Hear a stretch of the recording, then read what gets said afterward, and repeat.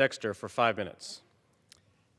Mr. Speaker, the American people need to know that their government is intentionally suffocating the nation of Cuba. There's no other way to describe what is happening.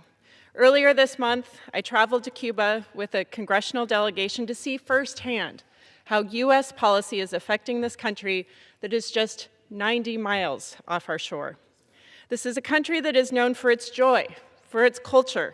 It is a country that has had a glimpse of prosperity and promise during the Obama administration when relations were normalized and decades of sanctions lifted, only to have Trump reinstate the blockade in 2017.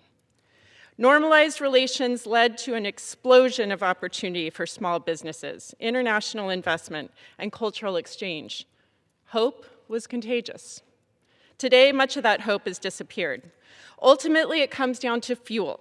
Immediately after coming back into office in January 2025, Trump decisively cut off the ability for any fuel to get into their country. Fuel the country depends on to run its electrical power plants, vehicles, generators. Cuba is not a nation that can produce its own, so without imported fuel, there is no electricity. And this has reverberations across every aspect of Cuban life. Families cannot go to the grocery store as they always have done and keep their groceries in a fridge or a freezer because they cannot have reliable electricity. Meat, milk, and medicine spoil with the power outages that plague the nation. Basic services have broken down. Daily life is a constant struggle. Cuba's public health system and its medical training programs are the envy of much of the world. Their healthcare system is filled with highly qualified, well-trained physicians, and yet the hospital I toured in Havana was nearly empty. Physicians have no patients because they have no transportation, no buses to get there. They have tens of thousands of people waiting for surgeries because supplies are insufficient and only a fraction of their operating rooms are running. I saw 3 CT scanners, they're only scanners in this hospital, all broken down, an MRI machine also not working, and a handful of working ultrasounds because parts cannot be imported. I sat face to face with these doctors and understood the deep pain that they are feeling, having the skills and the will to care for people, but being denied the opportunity for political reasons. The difference is here.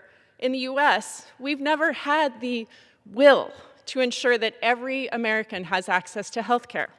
As a physician, I do not know what it is like to care for every patient that comes in my door without worrying whether they can afford it. In Cuba, they have spent decades fulfilling their promise to make health care a human right. Every person has access to health care for free. Can you imagine? They made it a reality. We should be aspiring to that commitment to human health, not punishing an entire population for it. Congress must not continue standing by while our own government intentionally inflicts hardship on an entire nation. The Cuban people deserve dignity, safety, self-determination. It is past time for the United States to choose engagement over isolation and humanity over cruelty.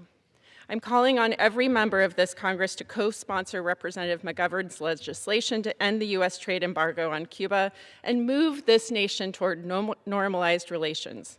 And as Trump continues to act erratically abroad, Congress must send a clear and unified message. There will be no military action against Cuba. It is time to stand up for the people of Cuba. This is about basic human decency. The Congress cannot look to this administration to find that. From Havana to Portland, we will stand up, and that means ending this cruel blockade now. I will use every tool at my disposal to make this happen, and I'm asking every one of my colleagues to join me. Thank you, Mr. Speaker. I yield back. The gentlelady yields back. The chair recognizes